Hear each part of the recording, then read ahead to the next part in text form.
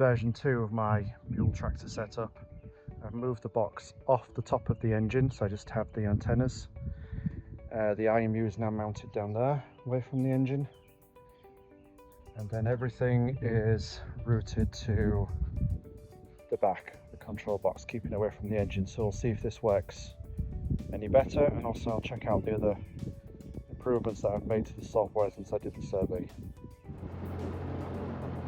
So moving the box away from the engine has fixed the communication problems I was having with the Ethernet. Plus I switched to a shielded Ethernet cable, which has also helped. One other improvement is the GNSS heading is now been smoothed, so it's not twitching all over the place. So I'll fix that, much smoother. When I come to a stop, it doesn't snap back around to acting like I'm heading north.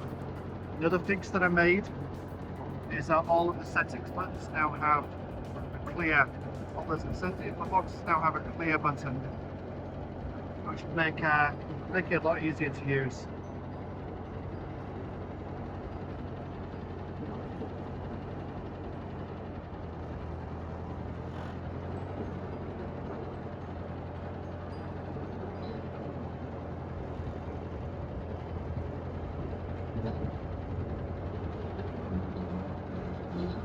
Much smoother.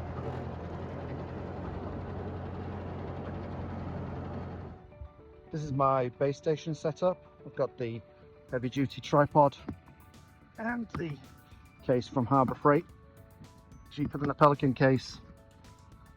And then there we have the box of electronics, BNC cable, the RTK antenna, GNS antenna. We have the hole for the antenna, and we have the custom send cut send bracket. Inside the base station, I just have an Arduino simple board protected by this 3D printed cover, and out of there comes a USB cable for my USB power supply. So I just plug this in and it will power up, and so I just plug this in, it'll power up and it will do the survey.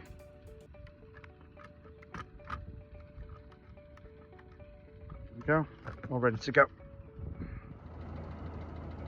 So on the status page right now we have RTK none while we wait for the base station to start up, and the status light red flashing means bad.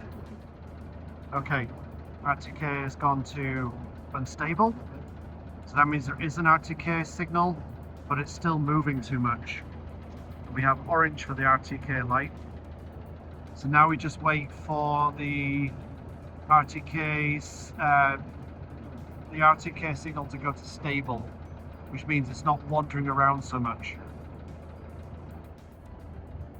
Okay, now RTK has gone to high quality and the RTK light is solid green. This means that it's good enough to take a measurement of this one specific location. As soon as I start moving, it will drop down to stable and the LED will start flashing green.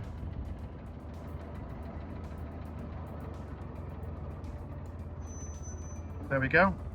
Started moving, it switched to stable, and the RTK light is flashing green. And if we stop again, just give it some time, it will go back to high quality. So stable is good enough for land leveling and surveying. High quality is good for benchmarks and calibration.